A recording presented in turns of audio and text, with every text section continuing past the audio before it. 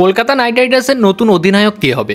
KKR ভক্তদের জন্য এখন একটা বিশাল বড় প্রশ্ন। কিন্তু প্রাক্তন ক্রিকেটার আকাশ চোপড়া জানিয়ে দিলেন কেকেআরের নতুন অধিনায়ক হতে চলেছে ভেঙ্কটেশ আয়ার। কিন্তু প্রশ্ন হলো রিঙ্কু সিং, অজিঙ্ক্য রাহানে এরা কেন সুযোগ পাচ্ছে না? আর যদি সত্যিই ভেঙ্কটেশ আয়ার কেকেআরের অধিনায়ক হয় তাহলে কেকেআরের ভবিষ্যৎ কী? আর ক্রিকবাজের একটা রিপোর্ট অনুযায়ী জানা যাচ্ছে যে আইপিএল 2025-এর যে প্রথম আইপিএল ম্যাচ হবে তা কেকেআর এবং আরসিবির মধ্যে হবে ইডেন গার্ডেন্সে। এটা কেকেআর ফ্যানেদের জন্য সত্যি একটা ভালো খবর।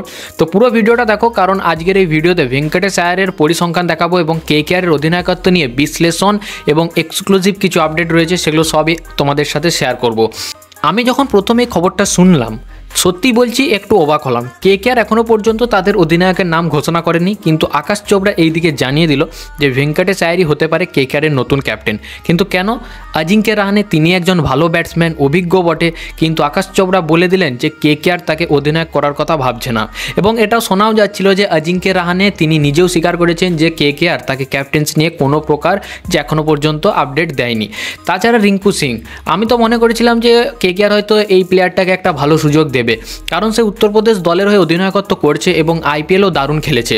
কিন্তু আকাশ চোপড়া বললেন তাকেও নাকি কেকেআর দল অধিনায়ক করবে না। তাহলে সত্যিই কি ভেঙ্কটেশ আয়ার কেকেআরের পরবর্তী ক্যাপ্টেন হচ্ছে?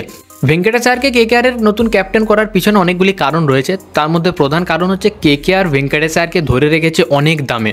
এখন ফ্র্যাঞ্চাইজি চাইবে এত টাকা যখন তার পিছনে খরচ করছে তাকে একটু বাড়তি দায়িত্ব দেওয়া।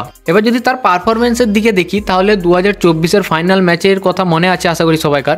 এসআরএইচের বিরুদ্ধে 26 বলে 52 রান করেছিল এবং কেকেআরকে চ্যাম্পিয়ন করার অন্যতম নায়কও ছিলেন তিনি। এবার তার যদি আইপিএলের পরিসংখ্যান দেখি, 50টা ম্যাচ খেলেছে, 1326 রান করেছে, গড়ে 31.57, স্ট্রাইক রেট হচ্ছে 137। মোটামুটিভাবে ভালো পারফরমেন্স করে থাকে প্রতি ম্যাচেই।